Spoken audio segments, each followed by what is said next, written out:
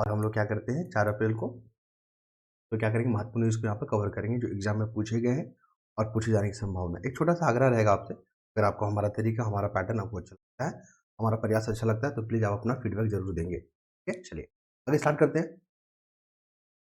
सबसे पहला टॉपिक दिख रहा है मुझे, केजरीवाल का आरोप, आपको खत्म करने का प्रयास, आप पार्टी को, आप मतलब आप पार्टी को, और ईडी बोला गिरफ्तार से चुनाव का कोई नाता नहीं। कुल मिलाकर यहाँ पे जो है इनको गिरफ्तार किया गया, आपको पता ही है, अरेस्ट किया गया ईडी के द्वारा, उनको जेल में रखा गया है, तिहाड़ जेल में। और इन्होंने आरोप लगा रहा है कि ये जो है चुनाव को जो है निष्पक्ष जो चुनाव है जो उसको बाधित करने का प्रयास किया जा रहा है। तो ईडी ने बोला ऐसा कुछ नहीं है, क्योंकि आरोप जो है, आरोप जिस पे आरोप लगेगा उसका जांच करना हमारा कर्तव्य है। कुल मिलाकर क्वेश्चन यहाँ से फ्रेम नहीं करेगा, क्वेश्चन पूछता है आपको लेकर कि आप जो है ना, ये नेशनल पार्टी, याद रखेंगे आप, नेशनल पार्टी है, ठीक है। कुल 6 जो है नेशनल पार्टी है, जैसे एक आप आता है, कब बना था 2012 में।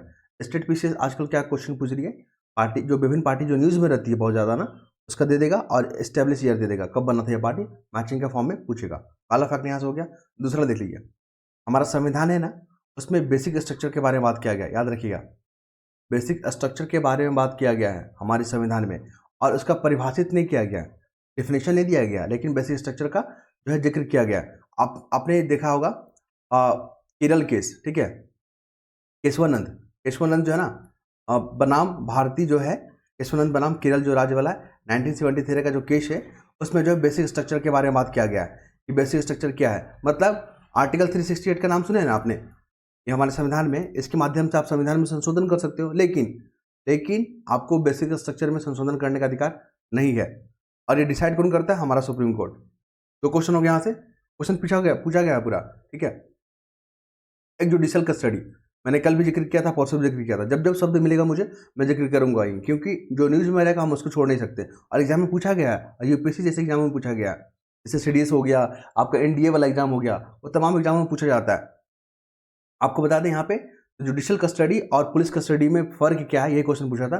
जुडिशियल कस्टडी में जो आरोपी जो रहते हैं उन पे जो है अगर इन्वेस्टिगेशन पुलिस नहीं करेगी, ठीक है, मतलब पुलिस को करना होगा तो कोर्ट वगैरह से परमिशन लेगी, लेकिन जैसे पुलिस कस्टडी में रहता है कोई आरोपी तो उस पर जो है पूरा इंक्वायरी करने का अधिकार मिल जाता है पुलिस को। अब पूछताछ कैसे करती है आप सब भी जानते हैं। ये क्वेश्चन था यहाँ पे, मैंने आपके साथ जिक्र किया, ठीक है।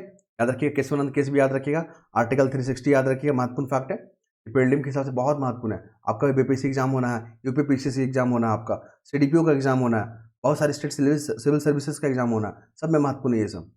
आगे आएंगे हम लोग, तो यहाँ पर देखेंगे महत्वपूर्ण फैक्टर मैंने हाईलाइट किया हुआ है, देखिए ये वाला, सुप्रीम कोर्ट ने वीवीपैट और मतलब वीवीपैट पे जो है मामले की सुनवाई, बहुत लोग बोलते हैं ना विपक्ष वाले लोग कि जो है ईवीएम के साथ चुनाव नहीं होना चाहिए क्योंकि इससे बहुत धांधली होता है, ये वो लगाते हैं आरोप। तो याद रखिएगा, ईवीएम का फुल फॉर्म क्या होता है, इलेक्ट्रॉनिक वोटिंग मशीन आएगा, ईवीएम वनडे एग्जाम के लिए महत्वपूर्ण है। उसके बाद वीवीपैट भी याद रखिएगा, voter verifiable paper audit trail. ये क्या होता है, आप जिस पार्टी को, जिस उम्मीदवार को देते हो ना वोट, वहाँ पे सत्यापन करने का एक छोटा सा पर्ची निकलता है कुछ सेकेंड के लिए, और आप देखोगे जो है बॉक्स में गिर जाता है, ठीक है, वीवीपैट उसी को बोलते हैं। ये किसके द्वारा बनाया गया है, भारत इलेक्ट्रॉनिक्स लिमिटेड, याद रखिएगा, भारत इलेक्ट्रॉनिक्स लिमिटेड जो है के द्वारा बनाया जाता है, और ये नवरत्न कंपनी है। ये क्वेश्चन पूछा गया है एग्जाम में, इसलिए मैंने आपके साथ जिक्र किया, ठीक है, यहीं से क्वेश्चन पूछा गया था।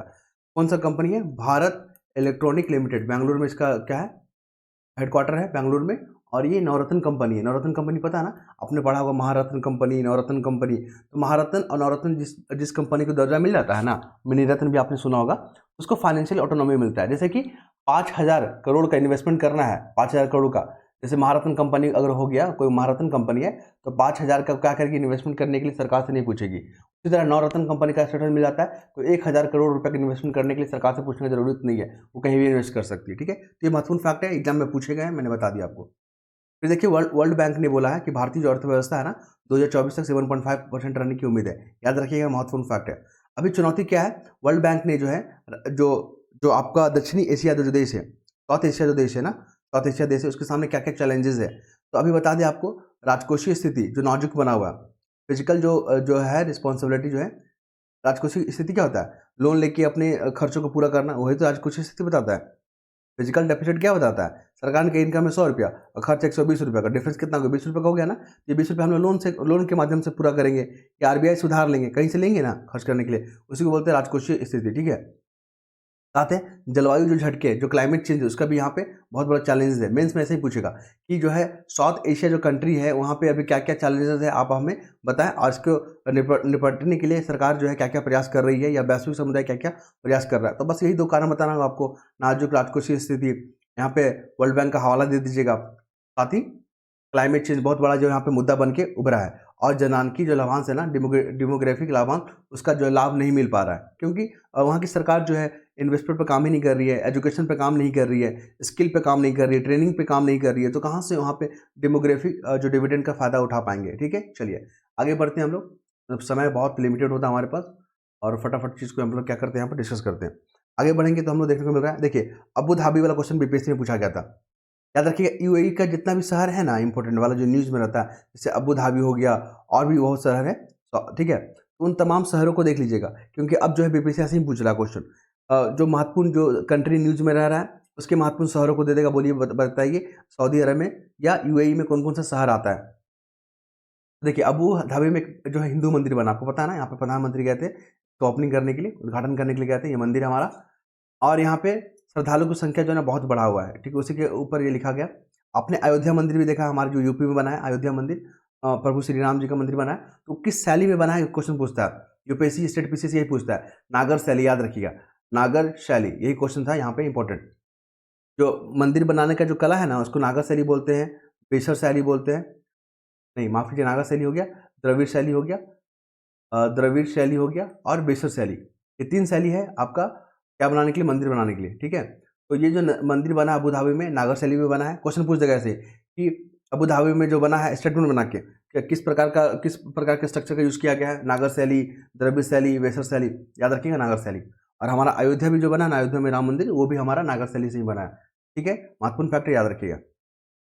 आगे बढ़े हम लोग, तो यहाँ पे क्या देखने को मिल रहा है, थोड़ा सा देख लीजिए आपके बारे में। ये जो है आप जो है नेशनल पार्टी जो है आम आदमी पार्टी, उसके जो अध्यक्ष है ये, और ये है दिल्ली के मुख्यमंत्री।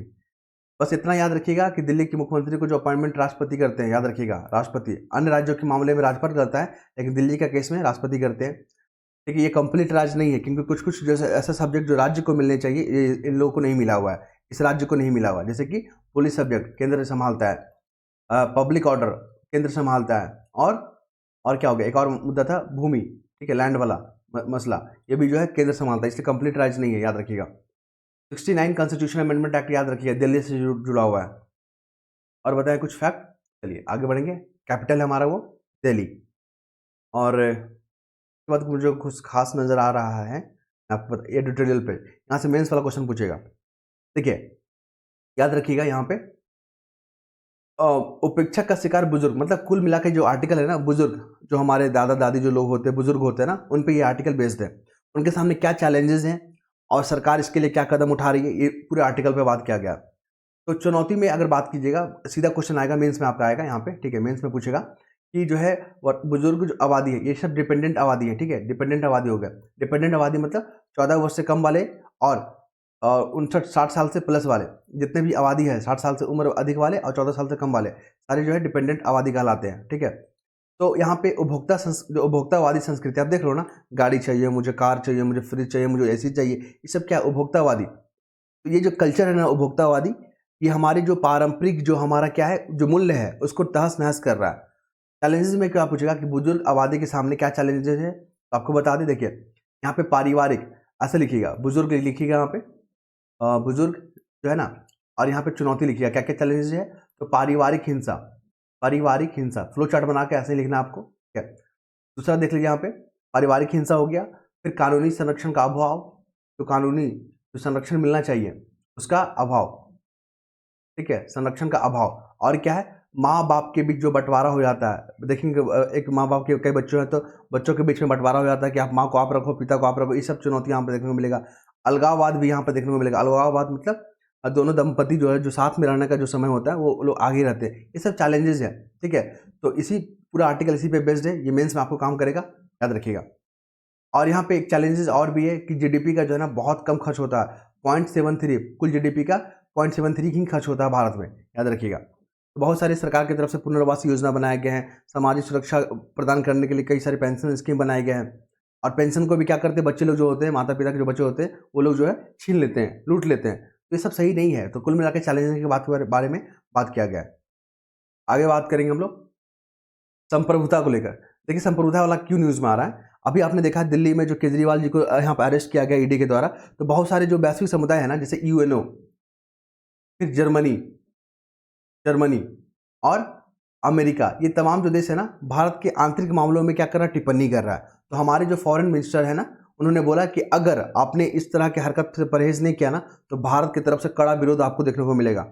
पूरा चेतावनी दिया गया है। दूसरा देख लीजिए, जो डेवलप कंट्री लोग होते हैं ना, उनका सोचना है कि जो भी कमजोर कंट्री है ना, उनका माइंडसेट बना हुआ रहता है कि जो भी कमजोर जो है कंट्री है, जैसे पाकिस्तान हो गया, श्रीलंका, मालदीव, नेपाल, सब क्या कमजोर कंट्री वाला, अफ्रीकन के बहुत सारे देश जो कमजोर जो है, गरीब वाले देश हैं यहाँ पे, उन लोगों को लगता है कि चलो यहाँ पे ये लोग को पाठ पढ़ाते हैं लोकतंत्र को लेकर, ठीक है, संप्रभुता को लोकतंत्र पढ़ाते हैं, और वो लोग क्या करते हैं, टिप्पणी करते हैं। तो भूल गया कि भारत जो है ना, भारत एक संप्रभु देश है। भारत जो है ना, अपने आंतरिक मामले और बाहरी मामले में स्वतंत्र है, ठीक है। तो यहीं पे हमारे जो फॉरेन मिनिस्टर है, उन्होंने विदेशी समुदाय को, जो भी जितने हैं फॉरेन समुदाय को आगाह किया कि आप हमारे आंतरिक मामले में दखल ना दें, वरना आपको जो है कड़ा आपत्ति दर्ज करवाएंगे आपसे, और कड़ा विरोध देखने को मिलेगा, ठीक है, कुल मिलाकर। क्योंकि भारत जो है ना, क्यों हमारे जो आंतरिक मामला आप देख रहे हो, केजरीवाल जी को क्यों अरेस्ट किया गया, क्योंकि उन पर आरोप लगा भ्रष्टाचार का, ठीक है। और हमारी जो सरकार का जो है क्लियर है कि हम जो आतंकवाद और भ्रष्टाचारियों लोगों को छोड़ेंगे नहीं, ठीक है, कार्रवाई करेंगे।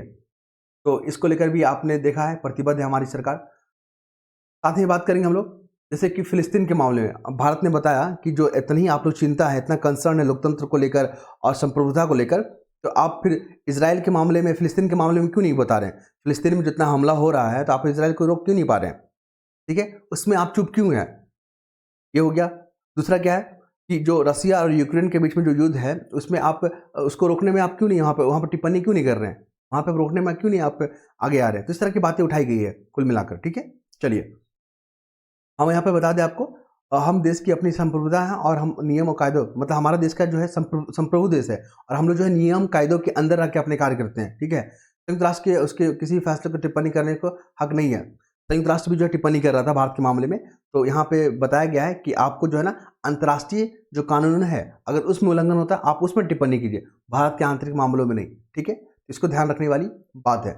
इसी को बोलते हैं नेक्सस, इसी को बोलते हैं लॉबी, ठीक है। मेंस में आपको काम आएगा कि लॉबी से आप क्या समझते हैं, और लॉबी जो है किस तरह किसी भी देश की जो है संप्रभुता को या देश की जो अर्थव्यवस्था को किस तरह कंट्रोल करता है। ये सब मेंस में क्वेश्चन पूछेगा आपसे, ठीक है। चलिए आगे बढ़ेंगे हम लोग। तो यहाँ पर नक्सली नासुर, ये सब जो है आपका इंटरनल सिक्योरिटी है। 2023 का जो यूपीएससी मेंस हुआ था, उसमें पूछा गया था कि भारत के सामने, भारत के जो है देश है अपना, वहाँ पे आंतरिक चुनौती क्या क्या है। तो आतंकवाद है आंतरिक चुनौती, लॉ एंड ऑर्डर है यहाँ पे, नक्सलवाद है यहाँ पे, ठीक है, मानव तस्करी है यहाँ पे, फिर यहाँ पे सांप्रदायिक है, ये सब क्या है, आंतरिक चुनौती है। और इससे निपटने के लिए जो हमारी केंद्रीय एजेंसी, उसकी क्या भूमिका है, वर्णन करे, टिप्पणी करे। ये क्वेश्चन तो पूछता है मेंस में, तो इसका जवाब आपको इस आर्टिकल में मिल जाएगा। जैसे कि नक्सलीवादी से निपटने के लिए, नक्सलवाद से निपटने के लिए हमारी जो केंद्रीय एजेंसी है, जैसे कि रॉ हो गया, आईबी हो गया, ये सब क्या करती है, इन्फॉर्मेशन कलेक्ट करती है और केंद्रीय जांच एजेंसियों को देती है, फिर वो जाके कार्रवाई करती है। तो इस तरह की भूमिका है, ठीक है। जैसे कि आपने देखा मनी लॉन्ड्रिंग को लेकर, वहाँ पे क्या करती है, ईडी वहाँ पे एक्टिव हो जाती है ना। जैसे आप मणिपुर में हिंसा देखें आपने, क्राइसिस हुआ, सांप्रदायिक जो वहाँ पे दंगा देखा गया, वहाँ पे दो कम्युनिटी के बीच में, वहाँ पे आपने देखा इस तरह जो हिंसा भड़क गया। तो उस पर जो है आईबी और रॉ जो है मिलकर काम करती है, और केंद्रीय एजेंसी वहाँ पे काम करती है इन्फॉर्मेशन कलेक्ट करके। तो इस तरह के क्वेश्चन जो मेंस में पूछे जाते हैं, ध्यान रखना है आपको। फिर हम लोग बात करेंगे नक्सलियों को लेकर क्या मुद्दा है। देखिए नक्सली जो रहते हैं ना, वहाँ के आम नागरिक ही रहते हैं, उनको लगता है कि वहाँ की जो संसाधन है, वो सरकार जो है बाहरी कंपनियों को देके वहाँ पे उनके संसाधन को लूट रही है और वहाँ की जनता को इग्नोर कर देगी। लेकिन सरकार का कहना है कि हमें जो विकास के लिए, विकास कार्यक्रमों के लिए जो है हमें ये संसाधन चाहिए, ठीक है, और आप लोगों को जो मुख्य धारा में जोड़ेंगे। तो इसी को लेकर यहाँ पे जो है मिसअंडरस्टैंडिंग बना हुआ है और यहाँ पे कॉन्फ्लिक्ट देखने को मिलता है। आगे बढ़ेंगे हम लोग, 14 मिनट हो गया ना, और मुझे फटाफट खत्म करना होगा आर्टिकल को 20 मिनट के अंतर्गत, ज़्यादा लंबा नहीं करना है क्योंकि समय आपके पास भी नहीं है। फिर बात करेंगे, केंद्र ने रद्द किया जांच 5 एनजीओ का एफसीआरए पंजीकरण। ये यूपीएससी में क्वेश्चन पूछा गया, और ये ठीक है, ये जो कानून है ना एफसीआरए पूछेगा, एफसीआरए इसका फुल फॉर्म याद रखिएगा, फॉरेन कंट्रीब्यूशन रेगुलेशन एक्ट। ये जो है 1973 में बना था, ठीक है। लागू कब हुआ था, 1976 में लागू हुआ था। ये कानून जो है ना, जो भी एनजीओ पंजीकृत होता है ना एफसीआरए में, उसको जो है बाहर से, फिर विदेशों से क्या मिलेगा, जो फंड मिलता है या दान मिलता है, वो लेने के लिए कैपेबल है, लेकिन बहुत सारे जो एनजीओ को यहाँ पे रद्द कर दिया गया क्योंकि नियमों को उल्लंघन कर रहा था। अब जिस मोटिव से पैसा ले रहे हो, जिस उद्देश्य के लिए, और आप खर्च करोगे यहाँ पे आतंकवाद के लिए, आप करोगे यहाँ के लॉ एंड ऑर्डर को बिगाड़ने के लिए, यहाँ पे करोगे सांप्रदायिकता के लिए, तो इस तरह के जो है मामले देखे गए, इसलिए जो है यहाँ पे एनजीओ का रजिस्ट्रेशन को कैंसिल किया गया है। एफसीआर समझ में आ गया, क्वेश्चन पूछा गया, मैंने आपको बता दिया। अब हम लोग आगे बढ़ेंगे तो 12 नवनिर्वाचित सदस्यों ने ली राज्यसभा की सदस्यता। देखिए यहाँ से क्वेश्चन पूछता है स्टेट पीसीएस में, राज्यसभा का आपको मेंबर बनना है ना, सदस्य बनना ना, तो आपको 30 साल का होना होगा, नागरिक होना होगा, आपको दिवालियापन या पागलपन जैसे जो लक्षण नहीं होने होंगे, तब जाके आप वहाँ पे क्या करोगे। और इनका जो कार्यकाल होता है 6 वर्ष का होता है, 6 वर्ष का होता है राज्यसभा के मेंबर, याद रखिएगा। और हर 2 साल में 1/3 मेंबर राज्यसभा के क्या करते हैं, रिटायर्ड होते हैं, ये भी याद रखिएगा। और राष्ट्रपति जो है ना 12 ऐसे मेंबर को क्या करती है, नॉमिनेट करती है, जो शिक्षा के क्षेत्र में, साहित्य के क्षेत्र में, विज्ञान के क्षेत्र में जो है ना जुड़े होते हैं, जो अनुभव होते हैं, याद रखेंगे। इनके जो हेड होते हैं, जो स्पीकर होते हैं, राज्यसभा के जो स्पीकर होते हैं वो होते हैं वाइस प्रेसिडेंट, याद रखिएगा, वाइस प्रेसिडेंट होते हैं, और उनका सैलरी है 4 लाख रुपया। ये भी क्वेश्चन पूछा गया। तो ये तमाम फैक्ट जो है ना स्टेट पीसीएस में वनडे एग्जाम में बार बार क्वेश्चन पूछा जाता है, तो मैंने यहाँ पे हाईलाइट कर दिया है। आगे बढ़ेंगे हम लोग, तो यहाँ पर देखने को मिलेगा मुझे अगला मुद्दा क्या देखने को मिल रहा है। ये सब तो चुनावी वाला मुद्दा है, यहाँ पे मुझे कुछ खास नजर नहीं है। यहाँ से देख लीजिए, देश में रह रहे किसी भी मुस्लिम को, आपने देखा ना सीएए को लेकर, सिटीजन अमेंडमेंट एक्ट को लेकर बहुत सारे जो यहाँ पे राजनीति कर रहे हैं, लोगों में भ्रम पैदा कर रहे हैं। यहाँ के जो हमारे मुस्लिम भाई लोग हैं उन पे जो है एक डर का माहौल बनाया जा रहा है कि आप लोगों की नागरिकता छीन ली जाएगी। पहले बता दें कि सरकार ने स्पष्ट कर दिया है कि सीएए जो है ना, सिटीजन अमेंडमेंट एक्ट, जितना हिंदू को यहाँ पे अधिकार मिला हुआ ना, उतने मुस्लिम समुदाय को मिला हुआ, तो बिल्कुल घबराने की जरूरत नहीं है। ये जो है नागरिकता प्रदान करने का काम करता है, छीनने का काम नहीं करता है। आपको बता दें यहाँ पे 3 देश जो है ना, पाकिस्तान, अफगानिस्तान और बांग्लादेश, यहाँ पे जो भी माइनॉरिटी रह रहे हैं ना, उनको प्रताड़ित किया जाता है, ठीक है। उनसे धर्म को परिवर्तन करने का यहाँ पे दबाव दिया जाता है, ठीक है। उनके साथ बहुत सारे जो है दुष्कर्म किए जाते हैं, तो उनको डर का माहौल बन रहता है और लोग फिर भारत में आके शरण लेते हैं। इनको जो यहाँ पे नागरिकता देने का काम करेगा। ऐसा नहीं कि कोई भी आगे उठ के तो हम उनको नागरिकता दे देंगे, उसके लिए एसओपी है, स्टैंडर्ड ऑफ प्रोटोकॉल, ठीक है, उसके तहत इनको नागरिकता मिलेगा। 2014 से पहले अगर जो आ गए हैं, ठीक है, उनको जो यहाँ पर नागरिकता मिलेगा, वो इसके एलिजिबल है, लेकिन उसके बाद भी जो है उनको आगे का प्रोसेस को फॉलो करना होगा, ठीक है। सीएए याद रखिएगा। कौन कौन से इसमें है, इसमें मुस्लिम नहीं है, बाकी हिंदू है, यहाँ पे पारसी है, और क्या है, सिख है, बौद्ध है, जैन है, एक और है आपका ईसाई, मतलब क्रिश्चियन, है ना। ये 6 कम्युनिटी हैं जो कि माइनॉरिटी में आते हैं विदेशों में, और उनको जो यहाँ पे नागरिकता देने का काम किया जाएगा। ये क्वेश्चन पूछा गया है, मैंने यहाँ पे हाईलाइट कर दिया है। आगे बात करेंगे हम लोग, तो ये आ गया हमारा देश व्यापार में। यहाँ पर देखिए आरबीआई, मौद्रिक नीति समिति, एमपीसी से क्वेश्चन यूपीएससी में पूछा गया और स्टेट पीसीएस में बहुत बार पूछा गया। इसमें जो है ना 6 मेंबर होते हैं, 3 होते हैं आपके गवर्नमेंट के, 3 होते हैं आरबीआई के। हेड कौन करेंगे, हमारे जो आरबीआई गवर्नर है शक्तिकांत दास जी यहाँ पे करेंगे, वो इसके अध्यक्ष। बात यहाँ पे क्या चीज को लेकर हो रहा है, रेपो रेट को लेकर। देखिए आपने पढ़ा है रेपो रेट, आपने पढ़ा है रिवर्स रेपो रेट, पढ़ा है ना, एसएलआर पढ़ा है, सीआरआर पढ़ा है। ये सब क्या होता है, ये सब टूल्स होता है जो हमारे देश में जो इन्फ्लेशन वगैरह होता है ना, मूल्य में जो स्थिरता, जो अस्थिरता की स्थिति बनी होती है ना, तो कंट्रोल करने के लिए आरबीआई जो है इन रेटों को क्या करती है, चेंज करती है, संशोधन करती है उनमें। तो रेपो रेट क्या होता है, रिवर्स रेपो रेट। जब कॉमर्शियल बैंक जो होता है ना, जो कॉमर्शियल बैंक जैसे आप देख लिए एसबीआई देख लिए, आप सीबीआई जो सेंट्रल बैंक ऑफ इंडिया देख लिए, ठीक है, बैंक ऑफ इंडिया हो गया, ये सब कॉमर्शियल बैंक है। ये क्या करती है, आरबीआई से टेम्पोररी, ठीक है, टेम्पोररी जब लोन लेती है ना, मतलब जो उधार लेती है ना, उसको बोलते हैं रेपो रेट। उसी रेट पे जो है उसको उधार दिया जाता है, उसको बोलते हैं repo rate. Reverse repo rate क्या होता है, जब आरबीआई जब जो मतलब जो कमर्शियल बैंक है ना, उनके पास जो पैसा अधिक हो जाता है तो आरबीआई पर जमा कर देती है, तो कुछ बदले में इंटरेस्ट देगी ना आरबीआई, तो उसी को बोलते हैं रिवर्स रेपो रेट। याद रखिएगा, ये 2 फैक्ट को याद रखना आपको, इन्फ्लेशन कंट्रोल करने के लिए और हमारे अर्थव्यवस्था में जो है चीज़ों को कंट्रोल करने के लिए यहाँ पे इस तरह के काम किए जाते हैं, ठीक है, याद रहेगा। आपको बता दें यहाँ पे आरबीआई से भी क्वेश्चन पूछा गया है कि आरबीआई को जो भी पावर मिलता है संविधान से नहीं मिलता है, कहाँ से मिलता है उसको, आरबीआई एक्ट 1934 से मिलता है, याद रखिएगा ये फैक्ट को। एक और बात बता दें आपको, यहाँ पे वर्तमान में कौन गवर्नर है, शक्तिकांत दास जी, इनका नाम याद रखिएगा, और इनको अपॉइंट करते हैं केंद्र सरकार। फिर बात करेंगे सेबी को लेकर। देखिए यहाँ पे कांग्रेस ने अडानी के मामले में कहा कि सेबी को दूसरा एसबीआई ना बनने दे। सेबी कब बना था आपका, 1988 में, याद रखिए, वनडे एग्जाम के लिए बहुत महत्वपूर्ण। 1988 में सेबी बना था, और ये क्या करती है, security exchange board of India, ये क्या करती है, प्रतिभूति को कंट्रोल करती है। आप शेयर मार्केट में आप लगाते हो ना, उसको कंट्रोल करती है यहाँ पे, ठीक है, सेबी हो गया। यहाँ पे एक क्वेश्चन और है, जेपीसी। ये जेपीसी क्या है, ज्वाइंट पार्लियामेंट्री कमेटी, जेपीसी क्या है। ज्वाइंट पार्लियामेंट्री कमेटी ये जो है ना सांसद बनाती है कुछ ऐसे मसला जिस पे ज्वाइंट पब्लिक कमेटी का गठन जो है सांसद के द्वारा किया जाता है, याद रखिएगा। और जेपीसी जो है ना अडानी के मामले में जो है विपक्ष लोग बोल रहा है कि जेपीसी कमेटी का यहाँ फॉर्मेशन कीजिए। और आपको बता दें यहाँ पर जो मेंबर होंगे ना, जितना अगर राज्यसभा का मेंबर मान लीजिए 5 है तो यहाँ पे लोकसभा के मेंबर कितना 10 हो जाएंगे, मतलब दुगना हो जाएंगे। लेकिन नंबर फिक्स नहीं है कि इतने ही नंबर होगा राज्यसभा से, इतना लोकसभा से, फिक्स नंबर नहीं है। तो यहाँ पर क्वेश्चन इस पर आने का बहुत पूरी संभावना है। जेपीसी ज्वाइंट पब्लिक कमेटी और डिटेल में आप लोग पढ़ लीजिएगा, अगर मुझे मिलता है तो मैं आपको इत्तला कर दूंगा, ठीक है। चलिए, केंद्र से राहत राशि दिलाने में तमिलनाडु ने कोर्ट को लगाई गुहार। देखिए कुल मिलाकर जो अभी यहाँ पर आपने देखा है कि तमिलनाडु में कुछ वहाँ पे प्राकृतिक आपदा देखने को मिला था, तो उन्होंने केंद्र से जो है मदद मांगा है, ठीक है। तो मदद मांगा है, लेकिन केंद्र ने मना कर दिया है, मतलब कि जितना राशि मांगा उतना राशि नहीं दे रहा। तो ये मामला जो पहुंच गया कोर्ट में, हाई कोर्ट में पहुंचा, माफ कीजिएगा, नहीं सुप्रीम कोर्ट में पहुंचा होगा। ये मामला जो है सुप्रीम कोर्ट में पहुंचा। देखिए आर्टिकल 31 यूज में आ गया।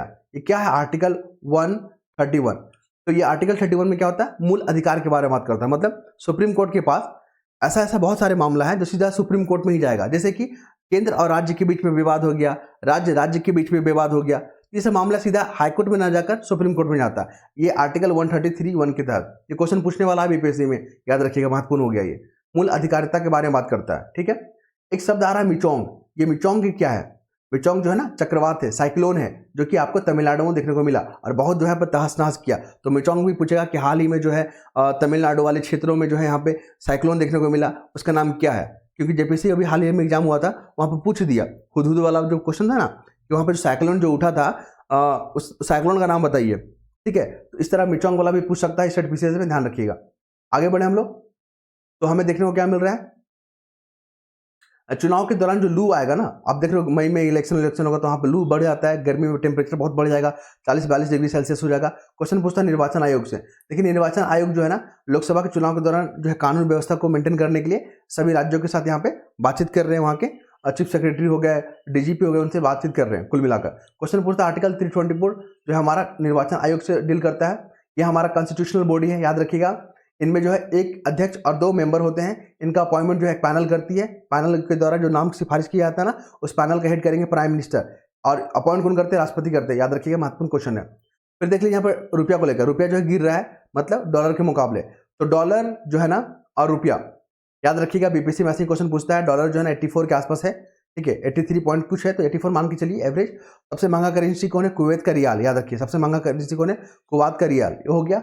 और पॉन्ड भी देख लीजिए, पॉन्ड कितना है, भारत पॉन्ड कितना है, 105 रुपये के आसपास। यूरो कितना है, 90 रुपीज़ के आसपास। युआन कितना है चाइना करेंसी के हिसाब से, 11 रुपये के आसपास। येन कितना है, 0.55 पैसा। तो ये सब जो महत्वपूर्ण करेंसी को याद रखिए, मैचिंग के फॉर्म में बहुत पूछता है ये।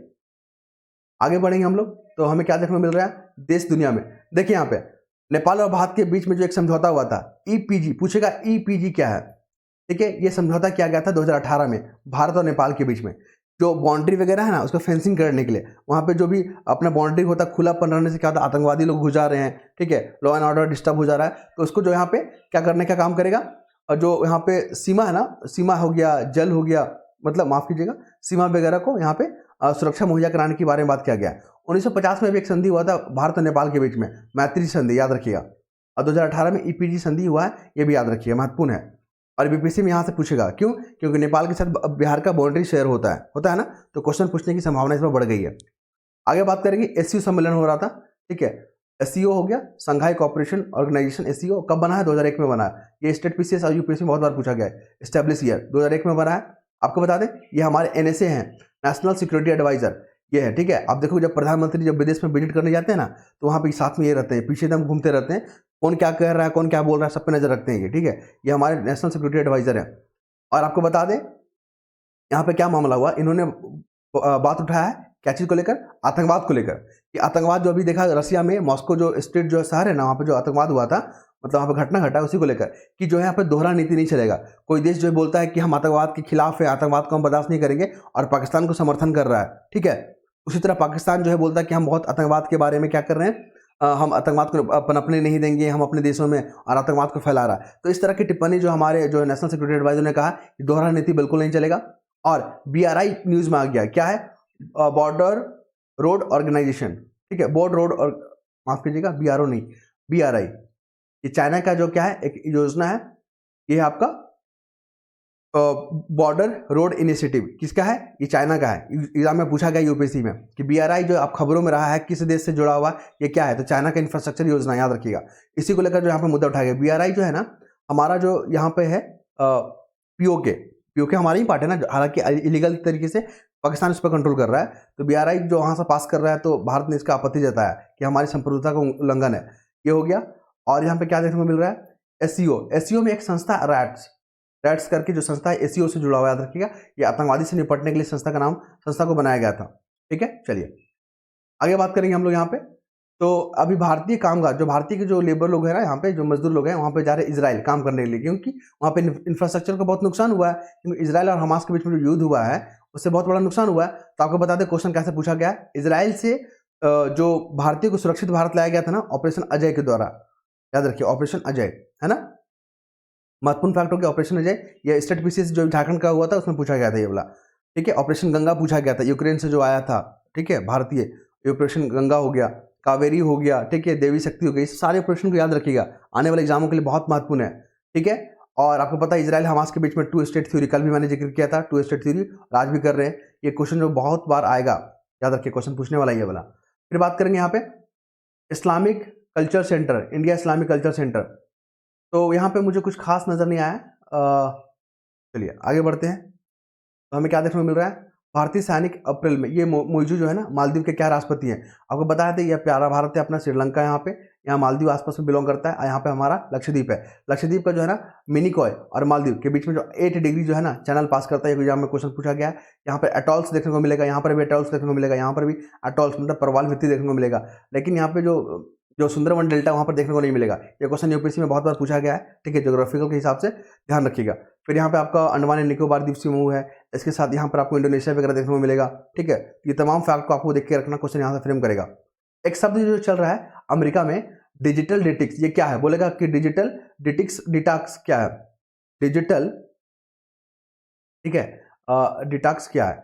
तो आपको बता दें कि जैन समुदाय के द्वारा शुरू किया गया अमेरिका में डिजिटल डिटॉक्स जो है ना। यहाँ पे जो भी आप अब मोबाइल का यूज़ कर रहे हैं तो स्क्रीन वगैरह का यूज़ कर रहे हैं ना, तो इससे क्या हो रहा है? हमारी जो परंपरा है, जो हमारे परिवार के जो मूल्य है, जुड़ने का, बातचीत करने का, संवाद करने का, वो चीज़ खत्म होते जा रहा है। तो उसी को ध्यान में रखते हुए डिजिटल डिटॉक्स किया गया है, ताकि हम अपने फ़ोन को, अपने स्क्रीन को जो है अपने से थोड़ा दूर रखेंगे और अपने परिवार के साथ समय व्यतीत करेंगे। इससे क्या होगा? हमें जो है हमारा हेल्थ अच्छा रहेगा, हमारी जो है माइंड को जो है प्रॉपर खुश रखने में मदद मिलेगा, और हम लोग हमारे स्वास्थ्य में भी जो है बेहतर परिणाम देखने को मिलेगा। कुल मिलाकर इसी पे बात किया गया है ये आर्टिकल। ठीक है, और इसके बाद मुझे कुछ खास नजर नहीं आ रहा है। यहाँ पर देख लीजिए, भोजन मुहैया कराने में अक्षय पात्र जो फाउंडेशन है ना, संयुक्त राष्ट्र ने उसकी सराहना की है। कुल मिलाकर क्वेश्चन पूछेगा एसडीजी आपने देखा ना 17 गोल इसमें, सस्टेनेबल डेवलपमेंट गोल, उसमें जो SDG 2 है ना वो भुखमरी, शून्य भुखमरी के बारे में बात करता है। ठीक है, याद रखिएगा, महत्वपूर्ण फैक्ट है। इसके बाद मुझे कुछ खास नजर नहीं आ रहा है। आई होप आपने इन चीज़ों को समझा होगा। स्पोर्ट्स में अगर कुछ आपको अच्छा लगता है तो आप लोग पढ़ने के स्वतंत्र हैं। IPL चल रहा है, आप लोग इंटरेस्टेड होंगे तो पढ़ सकते हैं। और मुझे इसमें कुछ खास नजर नहीं आया। नेक्स्ट टॉपिक के साथ हम लोग मिलेंगे। और अगर आपको मेरा तरीका या पसंद आ रहा है तो प्लीज़ अपना फीडबैक देंगे, वैल्यूएबल फीडबैक। धन्यवाद।